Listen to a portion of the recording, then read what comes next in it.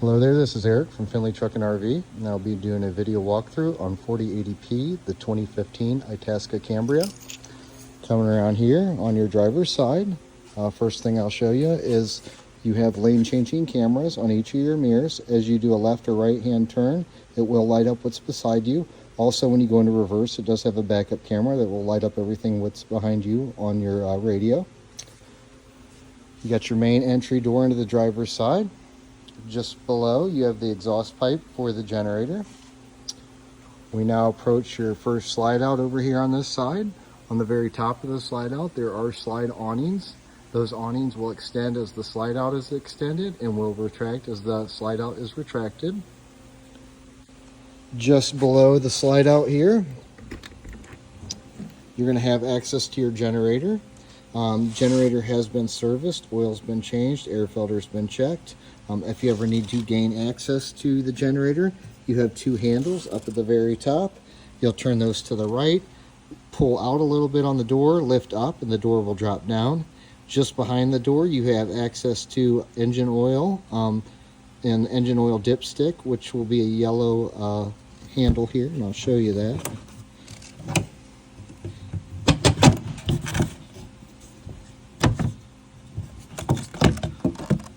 So right here, you have your engine oil fill and engine oil dipstick.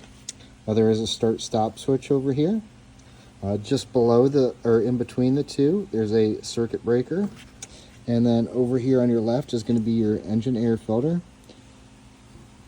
This has been serviced again, so nothing to change on the oil or filter.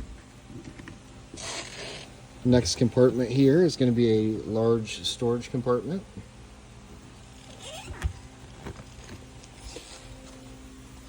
Up on the very top here, just below your slide awning, that's going to be an exhaust vent for over your stove top. So on your microwave, there's going to be an exhaust fan that will vent outside of here.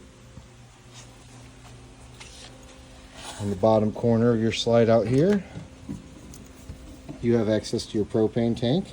There's the fill for the propane, a shutoff valve here, and then up here there's an actual gauge that will tell you how much propane is in the tank itself. There is another gauge also inside that tells you conditions of that propane level. Over here, this is going to be your furnace, intake and exhaust over here. Anytime the furnace is running, that will be hot, so you won't want to lean up anything against that. The furnace is strictly propane in these campers. As long as the propane is turned on and you turn your thermostat on inside, it'll automatically ignite and light the furnace. Directly above the furnace is going to be your water heater. This is an on-demand water heater. Again, as long as the propane's on, this runs on propane. As soon as you turn your switch on inside that says water heater, or LP, I think, water heater, as soon as you turn that on, once you run a faucet, it'll automatically turn on. There is another switch out here when it's time to winterize, if you want to shut that switch off, just so it doesn't kick on. But other than that, this is controlled from inside, and again, it runs on propane. Over here is going to be your main fuel door for the vehicle.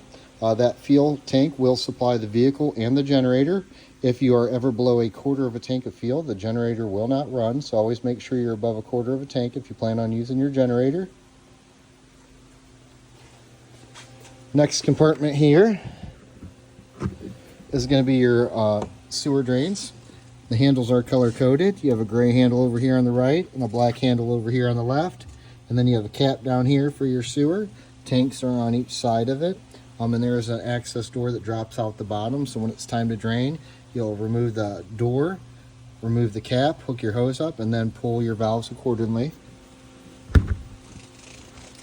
Beside that is going to be a spot for your shore cord storage. I like to kind of coil these up as I put them back in, but that's where your shore cord will store. And then there's a little flip over door here that you could open up when it's time to poke the cord out through it. Beside that is just going to be a storage compartment. And then directly above that, this is going to be a gravity fill for the freshwater tank.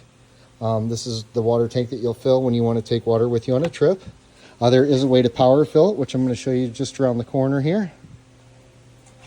So on the very back here, you have your hitch and 7-pin connector. And then at the very top up there, you have your reverse camera, and then there's an antenna on the rooftop for the rear radio out here. This back door will flip up.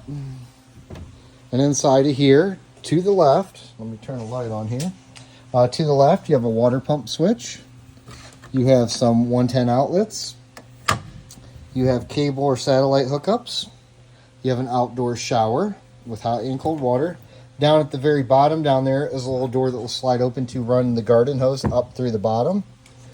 Over here, this is where your main garden hose is going to hook up. So when you're at a campsite and you have city water or garden hose, that's where you're going to hook up at the very top up there. And then just below, when I was telling you about the power fill for the freshwater tank, if I turn this valve straight up and down, it will fill the freshwater tank off this hose out here. Or, like I say, you could gravity fill from the other side over there.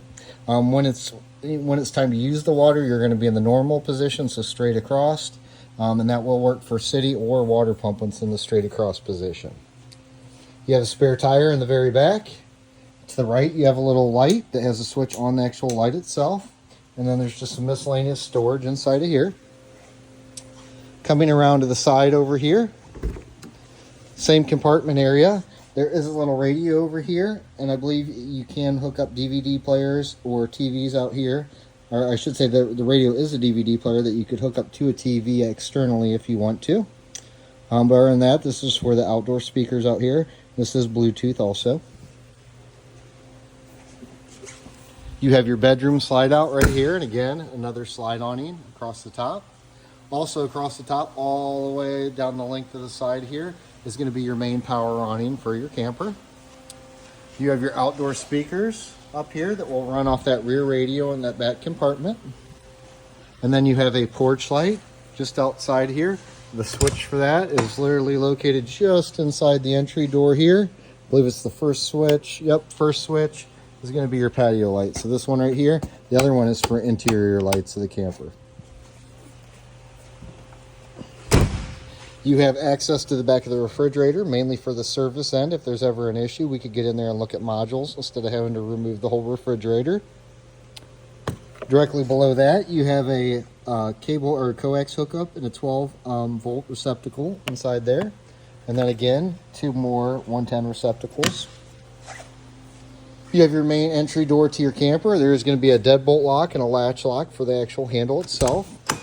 Also on the entry door, it has a screen that's attached here. And also with that screen, there's a little handle that locks into place. You have your slider to gain access to your handle.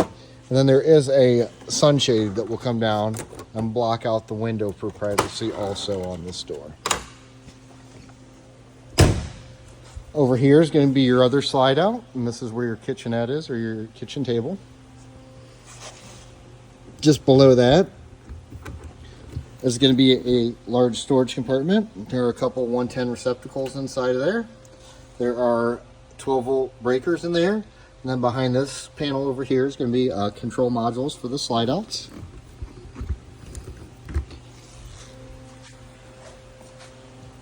Last compartment on this side is going to house the hydraulic reservoir for the leveling jacks. This does have automatic leveling jacks that are underneath of it. The control pad for that is just inside the entry door. And then also inside of here are going to be the coach batteries. These are brand new batteries. We installed two brand new deep cycle group 31 batteries inside of here. And this does have a slide out tray for access. You could slide this knob to the side and pull the tray out. We're over to your passenger door here. And again, you have those side view cameras. And now we're back up to the front of the vehicle. Also on the front of the vehicle up here, I do have the hood popped already. But we went ahead and we serviced the engine. Over here, you have your coolant reservoir. Fluids are topped off. Brake reservoir. Fluids are topped off. Power steering reservoir. Fluids are topped off. Inside of here is going to be your engine air filter. It has been replaced. It has a brand new filter. Engine oil dipstick is the little yellow circle right there. Transmission dipstick is right there. Engine oil fill is right there. I did install a brand new engine battery in here also, and I also topped off your windshield washer fluid. So everything's been serviced underneath the hood also. That concludes the exterior of this video. I'll pick up with an interior video. Thank you.